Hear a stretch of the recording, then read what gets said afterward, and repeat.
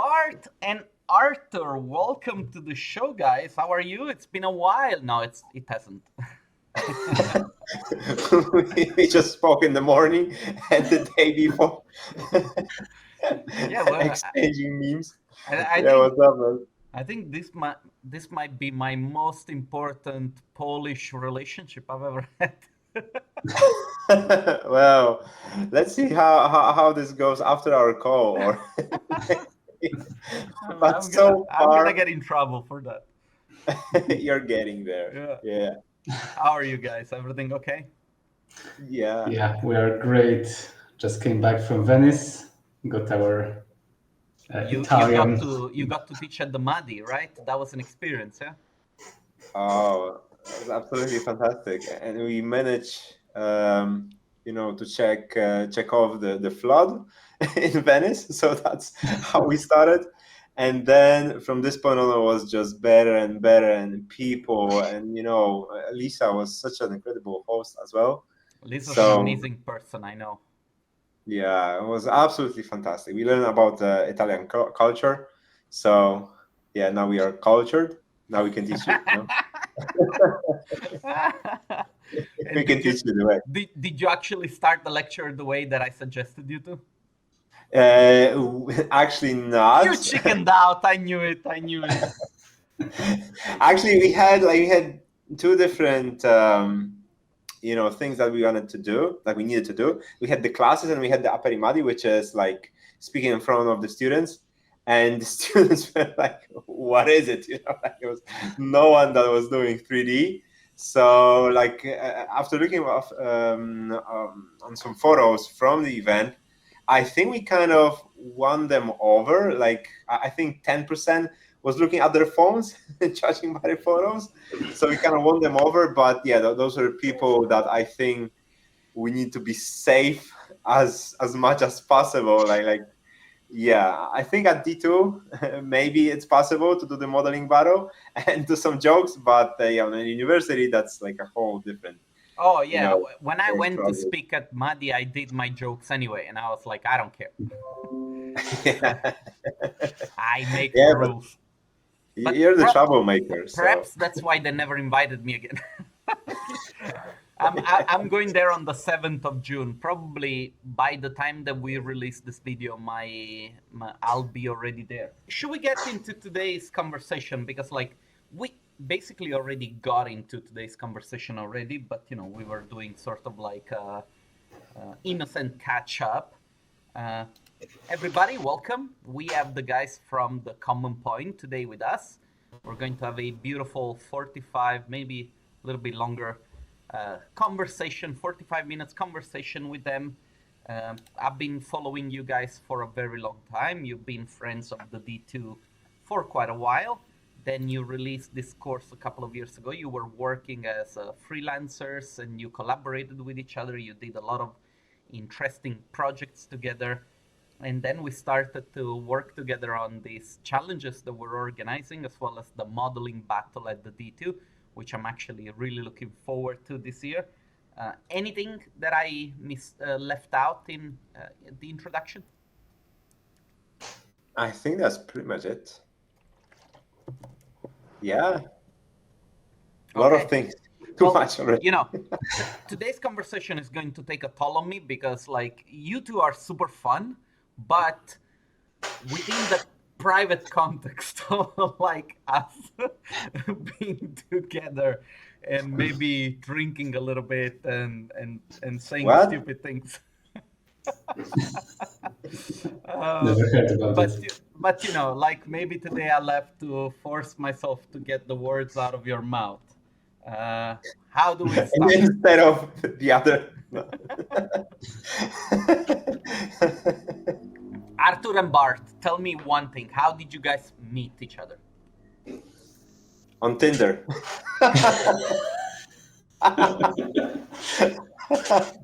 No, on Grindr. This COVID year, this COVID year, Artur got bored and just and there was no coming back from it. I was looking for some 3D modelers. It's very difficult to find an artist. So as a last resort. And long and behold, Bart was looking for some art director. No, in all seriousness, like a short one or a long one. At this point, it doesn't matter. That doesn't really matter. I don't think you can fix it anymore. Yeah, it's already falling apart. I think like a quick one would be that at some point, Bar was already like a legend for many years. He was speaking at D2 and he won many awards. So Bart was well known in the community. And at some point, I think that was 5 or 4 years ago, I was also trying to find my way in social medias. So at some point, I reached out to him just to talk about 3D in general. And funnily enough, he wanted to talk, and awkwardly enough, he wanted to talk with video. So I was like, "Wow, what a creep," And then it kind of clicked. So we talked over Discord, and that was going for a while. I think like half a year or something.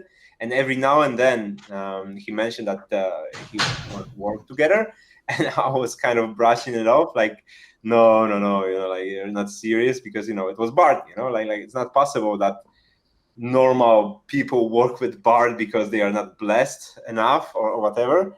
But over time, it was just super natural, and we were doing different stuff, constantly trying to figure out stuff, and the CommonPoint kind of came to be. Yeah, I think it was just anyone can reach out to their stars. And for whatever reasons, some stars just align with each other, and that's what happened, I think. Yeah, the more you do things, the more chances you have to make the stars align, right? Yeah, 100%.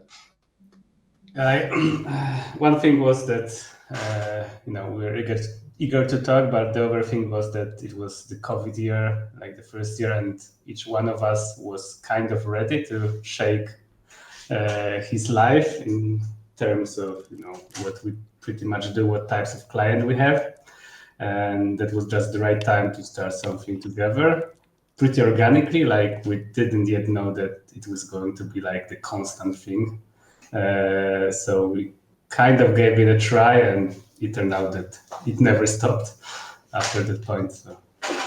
But you started out working on commercial projects together, right? I mean, I know you also worked on very big brands and projects that perhaps were not directly related to Archivist together. Can you mention a little bit of that period? So that's like an ongoing thing. I think, like in general, we work in the same company. And this company is like super low profile right now. And maybe in a couple of months we will go online, so we will share like what's the brand and all of it. But right from the beginning, there was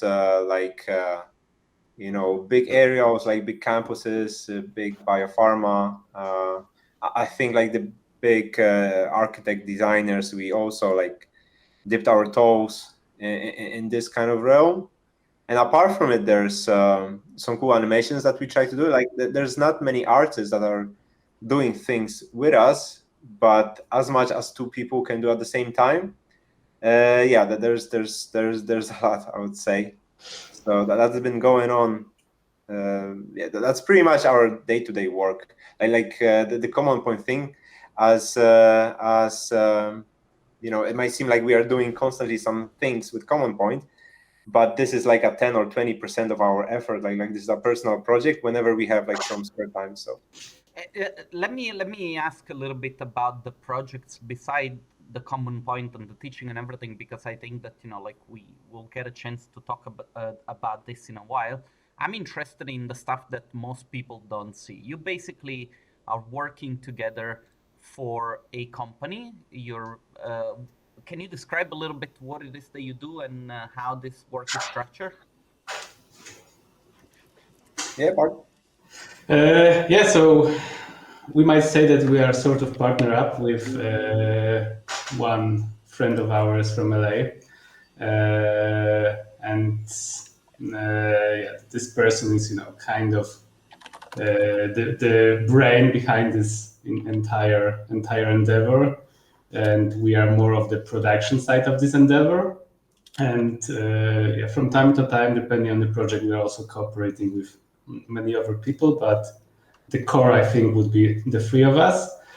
And our typical work, I would say at the moment, it's like biotech ArchViz, which is like, the office kind of ArchViz after COVID. So it's like a lot of pretty much office-like looking buildings, but focusing on these big pharma needs, like more of laboratory type of stuff. Mm-hmm.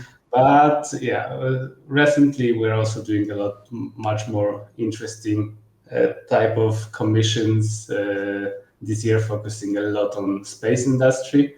And this is really nice because one thing is that renders really quickly, and the other thing is that it doesn't boyhood dream of doing stuff for the moon, Mars, or deep space or whatever.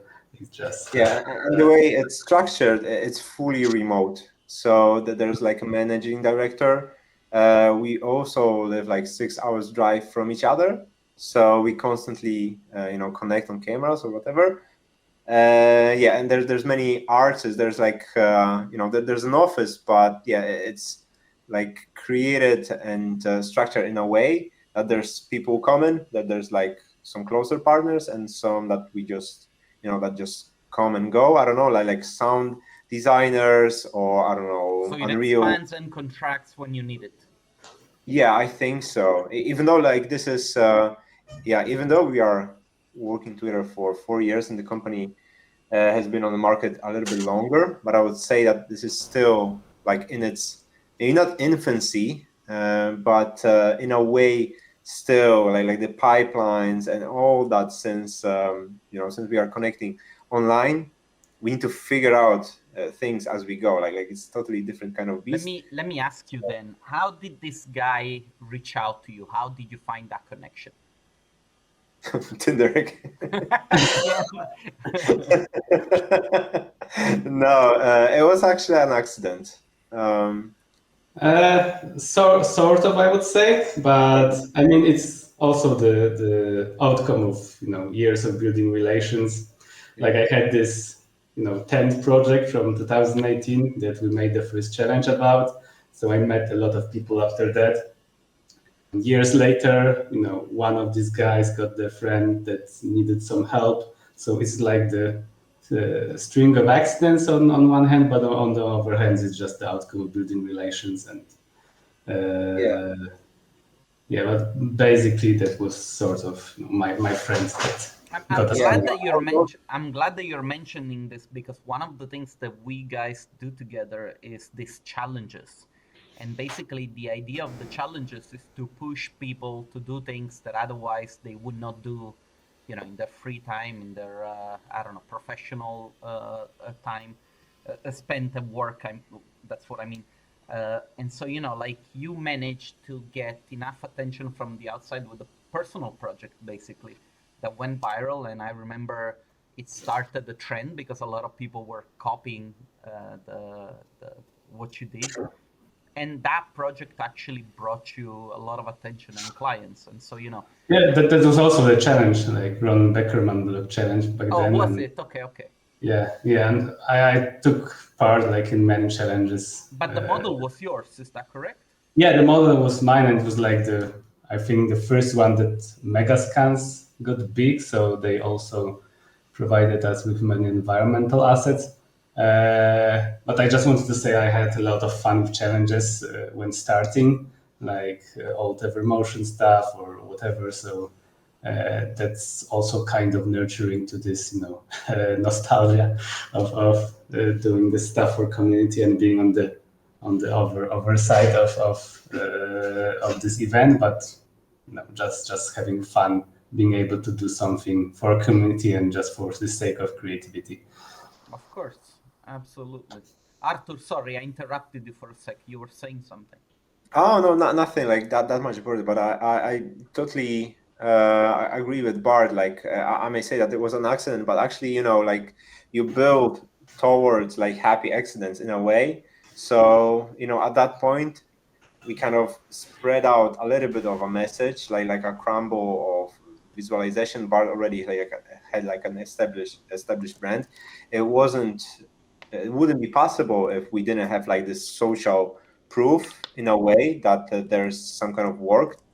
But at the same time, like this client, circling back to how it all started, one interesting thing about it now in hindsight is that it was a huge risk. Like there's some clients that are not a fit for everyone, and I think like when it all started, it wasn't a fit for the most people. I think like the time we were in our lives that we could connect each and every night, like for 1 or 2 hours, just to discuss. I think like there's many clients that are like time vampires, and you just kind of, okay, this is not for me. But for whatever reason, it kind of worked, and he was looking for trusted people, and we were looking for a new fresh start. So yeah, I think for many people, whatever we had in the beginning was kind of very particular, and it was huge risk. But now, like given the time, it's tricky to judge things by like the moment and not seeing like how it all started. So yeah, it all was kind of weird This is and the kind of beautiful this is the beautiful thing about life, that it only makes sense once you look back, right? yeah, I think so. Yeah, and as you go, that's also an interesting thing. As we went through this like CommonPoint motion and our company and like all that, I personally was super struggling with how to put it all together, and I was trying to find like a thread. Like I don't know what's the bigger plan of it. And at some point, this guy, he said that he is building around people. Like he's not trying to build a brand. He's not trying to catch as many clients as possible, but just starting from the ground up and kind of stay together and see how it goes. So that was like super powerful for me, and I think that was like that simple notion of, okay, this is a risk, but on some level we vibe together. So yeah, that was like, looking back, I think that it feels even more chilling and even more true. But at that time, it would make so much sense. So that mission statement sort of like resonated with you, and you were like, okay, this is something I can stand behind.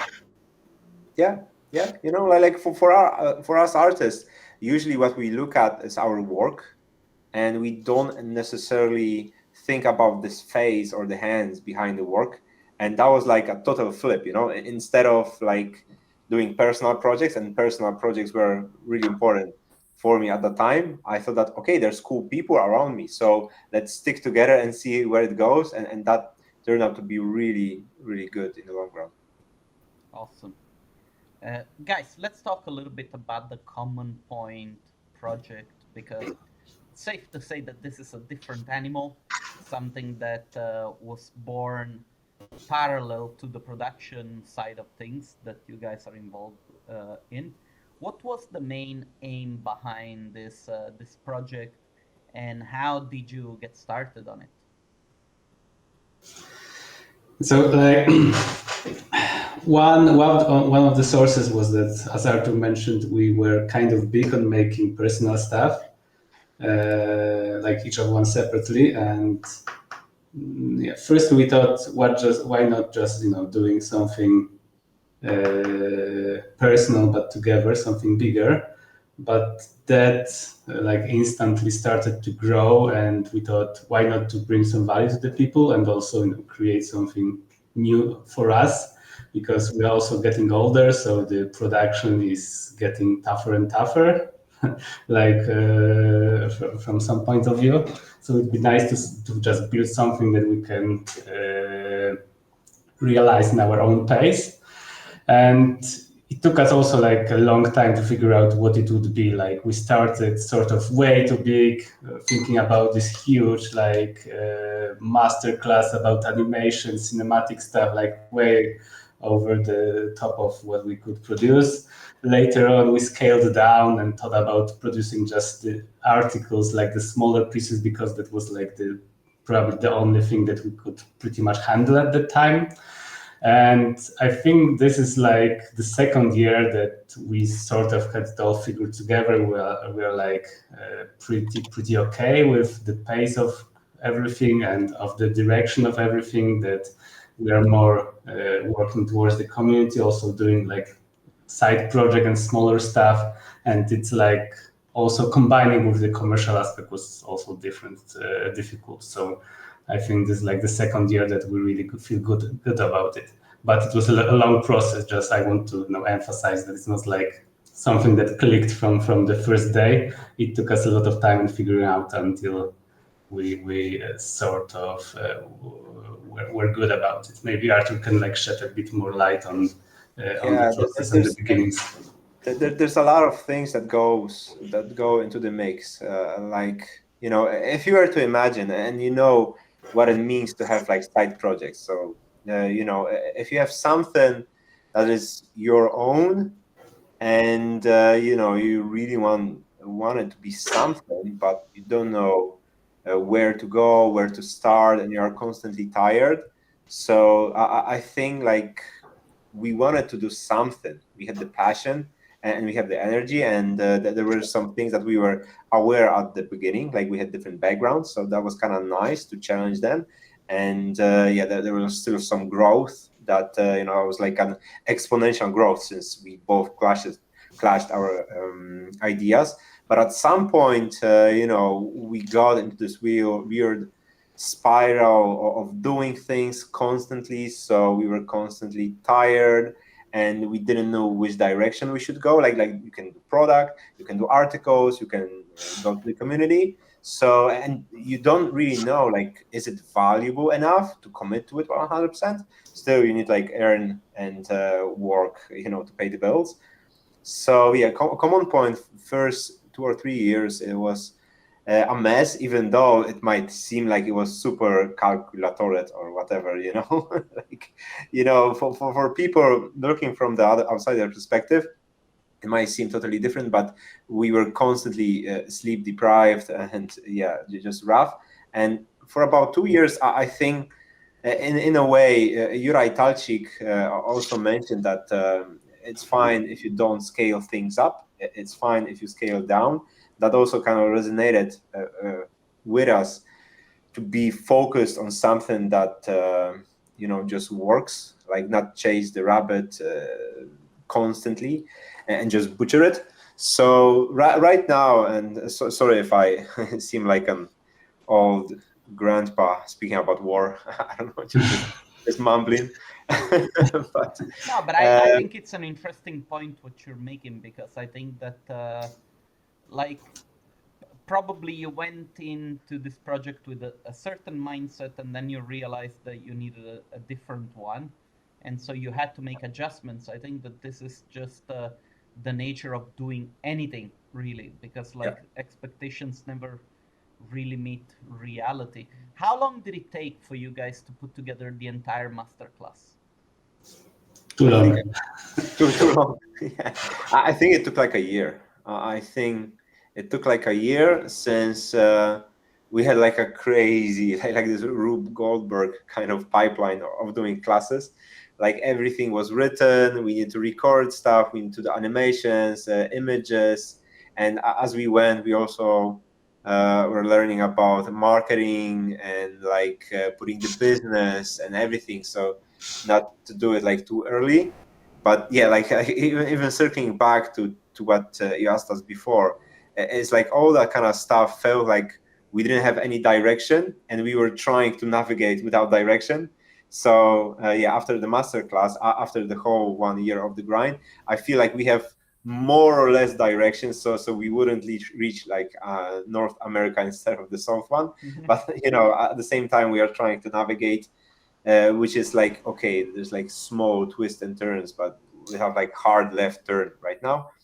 And that's like for the previous question. And the CommonPoint stuff, yeah, too long. Honestly, like we cannot, in a way, lower standards for ourselves. Like it feels like every time there's like an overkill, but for whatever reason, like I guess we enjoy it, so it keeps dragging. Like we are already doing some interior masterclass stuff, And in a normal mindset, I think it should be already out there. But for whatever reason, it stays like, it could be already done. But yeah, I don't know what is about us that we keep dragging it on, but it's the way it is, I think. It's because of Fabio, always. I'm always bothering you. Yeah, and always have this I'm the one that makes you waste time. Yeah, we need to employ you to do something in return. I don't know. Well, trust me, I'm surprisingly productive when you get to work with me. But anyway, let me ask you something else. So right now you're doing these challenges with us. I want you to share your own experience because obviously, I've done this for a little bit longer by myself and then together with Jason and the D2. But now you've joined, you have done what, like 2 or 3 challenges already with us? 2 of them, yep. So now there is a third in the pipeline, which hopefully it's going to launch soon. How's your experience with working on these challenges, and what do you think it's the best part, the worst part? What is it that you think we're doing with these challenges? Oh, I still cannot get over your selection. The one you rejected. This is, I think, the worst one. No, in all seriousness. Yeah, you're the boss. I think there's this is such a weird experience since people are taking part in it. So there's 150 people that take the extra time and effort to do something cool that 5 years back I would be like, no, nobody likes me. Why people would join? It doesn't make any sense. No one in the office likes me. So why 150 people across the whole world would to chime in with their extra time? So there's a huge level of appreciation, and you cannot put it in words. Just in a favorable position you are. So people are to chime in. So that's super nice. I personally like our calls. I like the live streams. They bring so much emotion, and it feels very very creative in a way. I think that's something that also before or up until you don't take part in it, it's difficult to explain what it is like to talk about work and, I don't know, on a personal level get involved. So this is a special experience that I think it's just a different pair of trousers. It's very difficult, but personally it's just I think making a better person and an artist to be a part of it. So to me, one thing that I find really funny, looking from the outside when we work with judges and with other designers, everybody says how simple the judging should be. And they think that it's actually that it should always be better and it's simple and you just make a decision. But then when these people, often it's friends of ours, right, they reach out and they tell us this stuff, and so we invite them in the show to work as judges, and then things become so funny because it's they see how difficult it is to make the decision.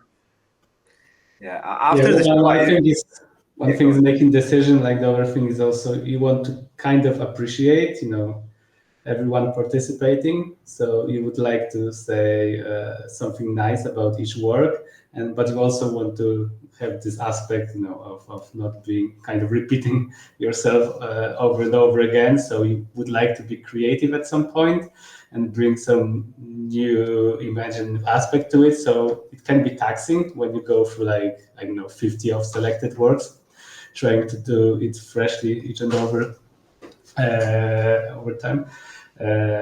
But I think we are also getting better at it. The first time was a bit scary. Now I think the next challenge it will be pretty chill, and we already know our place and how to approach it. We already know the winners, so that's fine. Yeah. The challenge hasn't even launched yet. We We can we don't we can have get a to top. website. We can get it up to top 10, and then Fabio comes in like with his Deus Ex Machina. Look, you know, Yeah. This. It's over. After the first channel, I think I had like 2 bounties, like protein bars or something. I was just like so dead after it. depleted. Yeah, so depleted. So just sugar saved the day. There is no shame in saying this. I mean, I'm Italian. I do accept bribes if people want to win. Yeah, there's no shame in it. Well, I'm a modern entrepreneur. yes, you're a proud bribe taker. And guys, tell me instead something else that you have been part of in the last year, and we're working on the next edition, the modeling battle at the D2. Can you give us a little bit of context for those who don't know, so that they can have an idea coming from you, because otherwise I'm biased. Yes, last year it was terrifying. Like I remember we talked about a year ago or something like this, and Artur after call was like, "What are we doing? why are we supposed to be the part of it?" Because Artur was like, "We need to have everything scripted and perfect, and no accidents allowed, and it's just the element, and Yeah. you need to kind of accept it." But just to talk about it for people that don't know about it, because most of the people hear modeling battle and they think it's like people modeling chairs or whatever. It's not about modeling anymore, at least the last year, and I think recently it wasn't that much about modeling, but more about creating quickly something in 3D, like building up a scene or just keep bashing stuff just to have this creative aspect realized in the span of less than 1 hour. And of course, it's like a lot of laughter and drinking alcohol involved also. Wait, hold on. Okay, so let me explain what the modeling battle is, because I think that we're patching up an explanation, but we're not really telling people what it is. So every year before the D2 conference, the night before, after the workshop that we have during the day, there is a party / modeling battle where 2 artists are on stage at the D2, at the main stage, and we give them a task to do within an hour or maybe less. And it's basically a 3D exercise, and they have to make an image out of it. And so we give them the models, we give them the textures, they can choose the software that they want. When the timer starts, they have to start working on these models that they get, and they have to make a composition. But the twist is that every 6 minutes, I think, I don't remember, because we keep changing the rules also because I used to do it together with the guests, the drinking game, and so I would get very drunk on stage, and I was not able to continue the hosting of this challenge. Every 6 minutes or 8 minutes, there is a shot of beer and a shot of vodka. And so the Let me artists... clarify. This is a shot of hot beer and hot vodka. And people So get your really drunk. Yeah. And it's funny because, like, you see these artists, first of all, working really, really hard. But the second thing is that you see them struggling because they're really drunk. And actually, over the years, we have reduced the amount of alcohol that we were giving them, because I do remember there was a challenge that we did once where the intervals were 5 minutes only. And in between, you had to drink both the vodka and the beer. And so once we had Johannes Lindqvist, and Chop from Studio Niscota, or, well, now it's not Studio Niscota anymore. It's I'm forgetting the name. Sorry, Chop. But anyway, and so I remember like scenes from this modeling battle where Chop could not even lift his head anymore. Johannes was just doing like because he was keeping himself from throwing up. honestly, I don't remember who won. Actually, I think we gave them a deuce because like it was such a mess in terms of like them being drunk, but it was so much fun. And so last year we had the as artists on stage we had the Dizzy Viper, and then we had the Fabio creative from director from the Digital Bunch on stage, and it was a fun match. Yeah, and I think like the last year, personally, I would call it like a football match. You know, it was like, you know, watching someone over the shoulders. So what we usually do in the office, like, okay, what are you doing right now? You know, and this is like our monkeys on stage. So like they are literally, you know, allowing us to have a peek at their work. And at the same time, you have the sport commentary. So you know, like give it up for whatever you know. So it's like a party game slash football match. And I think like this is something that what happens there should stay there. Like this shouldn't go like whatever Anywhere. happens there shouldn't be recorded or anything like that. But for any artist, I think that they will get it, and there's a good vibe about it. So you know, hopefully we can make something even more interesting this year. But as Bart said, like this is and again from our point of view, there was like pure chaos. And at that time, like a year ago, year and a half ago, we were just writing blog posts. So this is like everything is copyrighted, and like a super nice way of articulating this thought. And then this, you know. So yeah, but either way, apart from the D2, like the whole thing, which is, you know, amazing. This modeling battle is kind of nice way to ease your way into the vibe. So Inside the festival of 3D. So to me, the interesting part was because you always work in such a methodic way. I was really interested to see how you would react, not being, you know, in your comfort zone by doing yeah, something improvised, by doing something. Because I remember like when I asked you to be part of the D2 and the modeling battle, you were like, we don't know, we're not sure, how's this going to work, blah blah blah. And then I was like, just trust me, okay? I know what I'm doing. yeah, that was exactly exactly what happened. We were shit scared. At least I was. Bart was like, there's not like what to be afraid of, but yeah, like you know, all those things kind of pop up in your mind, like what are you going to say, like what if something goes wrong. And obviously when all started, there was a lot of problems. You know, like we didn't have the HDRIs on our desktops, like all that kind of silly problems. But yeah, I think like at some point, Bart used to say that you know, whatever you do, and it's not like your comfort zone, you kind of dissociate yourself from yourself, and you know, you're like someone else, and you can like, I don't know, like excel in a way. And I think this is what happened. I think there was like a different part of us that we kind of realized that it was there, and it was super fun. So eventually, thanks for, you know, like believing in us, even though like we had like our questions and doubts. So Yeah, and I think there is like a lot of potential, you know, for the growth of this format.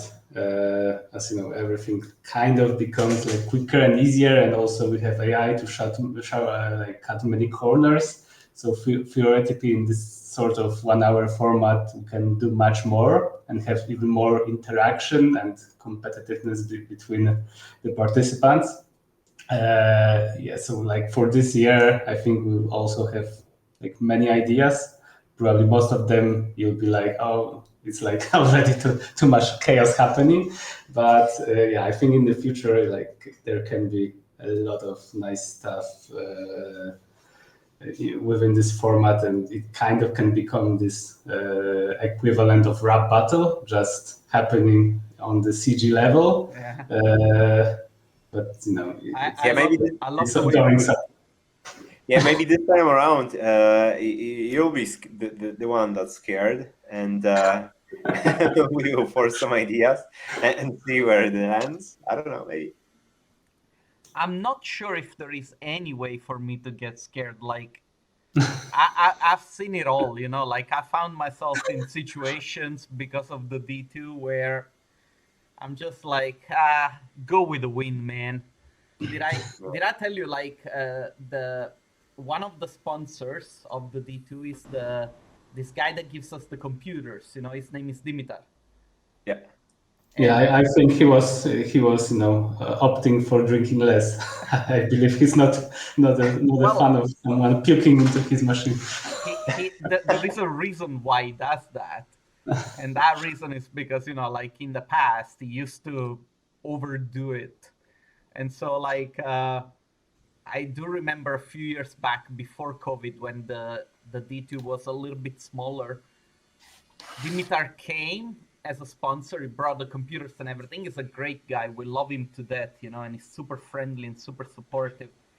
But the only issue is that, you know, when he used to drink, he used to drink. And so one day he gets on stage drunk whilst there is a presentation, one shoe missing, the t-shirt all ripped, like if he was in a bar fight or something. He gets on stage whilst there is a main presentation and he goes like, I just want to say I'm the sponsor. And I'm like, we we handled that situation. I don't think that there is anything else that can go to, you know, the extent of being that wrong that, you know, I'll be like, oh my god. And also like every year there is an issue, you know, with like the electric video equipment. I don't know, sometimes it's Oh catering, man. sometimes it's the weather, because there are Now like it 50 It's now always it the way. It's yeah. always like scorching hot there. I don't know what you are doing, but it's impossible, and it kind of forces people to stay inside. It's beautiful though, right? Because you get to Yeah, actually enjoy the conference more. Because Yeah, it's the tricky way. conference inside it's cold and nice and it's a nice weather. Outside it's like, Yeah. I Yeah. remember when it used to be in this Metropole theater, that was and it was beautiful like though. but there was no Air AC there, condition, so yeah. yeah, inside was even worse. I remember like almost passing. Yeah, the feeling was different, but you know, like I think that with the venue that we have nowadays, it's a better compromise. Yeah, there used to be those neighbors that called the cops after 10 p.m. or whatever. Oh yeah, yeah, right. I forgot about that. My God, troublemakers, all of us. Yeah, it's like Vienna nightlife. Guys, tell me something about the future of the Common Point. What are some of the future plans that you have with your company? Yeah, we are looking for more people on Tinder, but that goes very slow. No, but it's a super nice leitmotif of this conversation. Future of Common Point. That's again a short one and a long one. Like we can go, but I think like right now the priority is the interior masterclass. So we really want to make it happen, and there's some cool ideas. Maybe we can shed some light already on it. Like we want to have this tutorial, at least as far as we are positioning it. It's for every kind of tool, like 3ds Max, Blender, C4D, and whatnot. Mm-hmm. So 3 different trainings, and 2 of them only theoretical. So like there's almost no practice. First of them being how to improve your camera game. So how to curate and find really beautiful moments. So like the camera has very little parameters that you can play with, but at the same time, like there's artists that can find beautiful moments, and there's artists that like not so much. So this is like a whole training about it. The second one is how to design a perfect moment. So either from scratch or either take your client's project and kind of improve all of them, and working with decor and like different designs. So like some of us have architectural design background, but for the others we want to teach that. And the last one is about color and lighting in interiors.